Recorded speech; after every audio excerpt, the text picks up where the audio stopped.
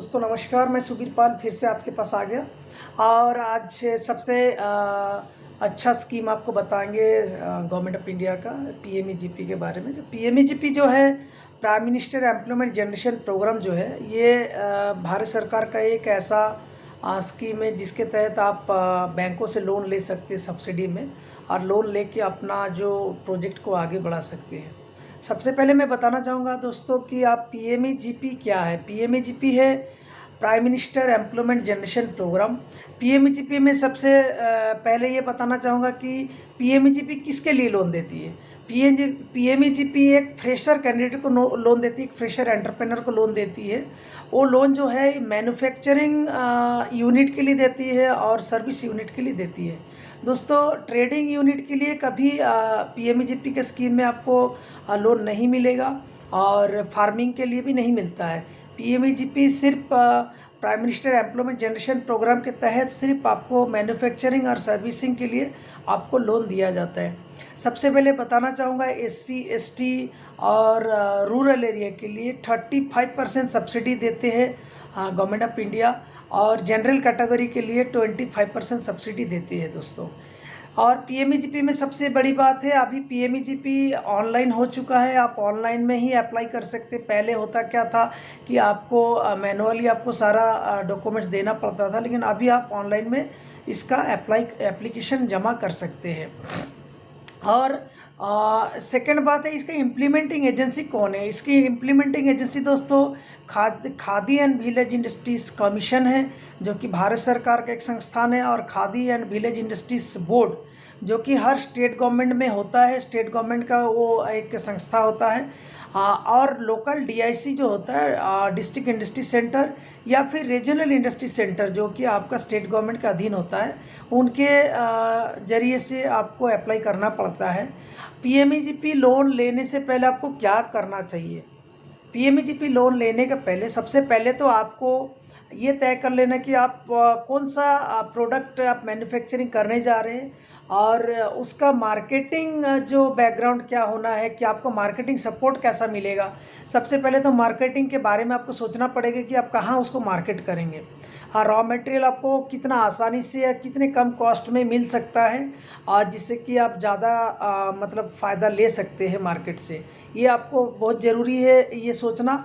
और सेकेंड बात ये है कि आप मशीन जो लेंगे, मशीनरी जो आप ख़रीदेंगे, मशीन के लिए जो है आपको मशीनरी जो भी एजेंसी होते हैं कि मशीन सप्लायर होते हैं, मशीन आपको सप्लाई करेंगे, उनके वहाँ से आपको कोटेशन कलेक्शन करनी पड़ेगा। कोटेशन बहुत ही ज़रूरी है, बिना कोटेशन में आपको पीएमईजीपी का लोन आपको मिल नहीं सकता। मशीन के लिए आपको सबसे पहले कोटेशन लेना ही पड़ेगा और एक डीपीआर बनानी पड़ेगा, यानी कि details project report. Details project report जो है उसमें सारा चीज़ आपका मेंशन रहना चाहिए कि आपका मशीन का कॉस्ट क्या है, आपका रॉ मटेरियल का कॉस्ट क्या है और इसको मार्केटिंग कैसा करते हैं, इसके बाद में आपको बेनिफिट कितना मिलेगा, इससे फ़ायदा कितना मिलेगा। ठीक है, ये ज़रूरी है। आपको ये प्रोजेक्ट रिपोर्ट के बिना पीएमईजीपी अप्लाई कर ही नहीं सकते, क्योंकि जब आप ऑनलाइन में एप्लीकेशन डालते हैं तो सबसे पहले आपको साइन अप करने पड़ता। साइन अप करने के बाद में आप फिर से जब लॉगिन करेंगे, लॉगिन करने के बाद सारा डिटेल्स आपको भरना पड़ता है। उसके साथ में आपको सारे डॉक्यूमेंट्स अपलोड करने पड़ते, प्रोजेक्ट रिपोर्ट अपलोड करनी पड़ेगी, एजुकेशनल क्वालिफिकेशन सर्टिफिकेट अपलोड करने पड़ेंगे। उसके बाद में आपको कोटेशन भी अपलोड करना पड़ता है। ठीक है, उसके बाद में आपको फोटोग्राफ अपलोड करना पड़ेगा, आपका सिग्नेचर अपलोड करना पड़ेगा। सारा चीज़ करने के बाद जब सबमिट कर देते तो आपके पास में एक मेल आ जाता है कि your application has been submitted successfully. ठीक है, उसके बाद में आपको पता चल जाएगा कि आपका जो एप्लीकेशन जमा हो चुका है। उसके बाद करना क्या है दोस्तों, अप्लाई करने के पहले एक बात मैं कहना चाहूँगा आपको एप्लीकेशन डालने के पहले या एप्लीकेशन ऑनलाइन में भरने के पहले, कि अब जो भी बैंक के थ्रू से आप पीएमईजीपी लोन लेना चाहते हैं, सबसे पहले वो बैंक से आप ज़रूर कांटेक्ट करें। क्योंकि होता क्या है कि आपको लगता है कि मेरा अकाउंट एसबीआई में है या पंजाब नेशनल में या यूको में या किसी भी बैंक में है, तो आपको लगता है कि आपका एप्लीकेशन उस बैंक में भेजने के बाद या जाने के बाद वो बैंक आपको तुरंत आपको दे देगा या पीएमईजीपी स्कीम में लोन दे देगा, ऐसा नहीं है। आपको बैंक को पहले बात करना पड़ेगा, बैंक को कन्विंस करना पड़ेगा। होता क्या है, भले आपका बैंक में अकाउंट हो या अकाउंट अच्छा चल रहा हो, लेकिन ये बैंक मैनेजर का विल पावर के ऊपर भी डिपेंड करता है। होता है मैक्सिमम केसेस में हमने देखा कि एंटरप्रेन्योर जो भी है वो पीएमईजीपी अप्लाई करने के बाद बैंक वाले उनको बहुत परेशान करते हैं। बैंक वाले मतलब उनको पैसा देने से इनकार करते हैं या फिर उतना अमाउंट नहीं दूंगा बोलते। किसी का अगर प्रोजेक्ट कॉस्ट 10 लाख रहता है तो बैंक वाला बोलेंगे 10 लाख हम नहीं देंगे।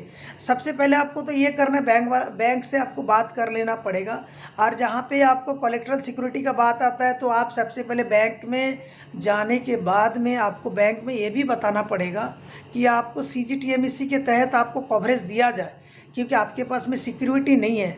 तो CGTMSE एक ऐसा संस्था है गवर्नमेंट ऑफ इंडिया का जो कि आपका लोन का 75% गारंटी वो खुद देती है। तो आपका मतलब बोझ बहुत हल्का हो जाएगा और आपको आसानी से लोन मिल जाएगा। CGTMSE कैसा अप्लाई करेंगे अगर पूछेंगे तो इसमें बैंक का थ्रू से CGTMSE कवर हो जाता है कि बैंक के पास ही रहता है। बैंक आपको CGTMSE के तहत कवरेज दिला सकता है। उसका एक सर्विस चार्ज होता है 0.75%। वो CGTMSE को वन टाइम देना पड़ता है, क्योंकि वो सर्विस चार्ज लेने के बाद आपका कवरेज देता है।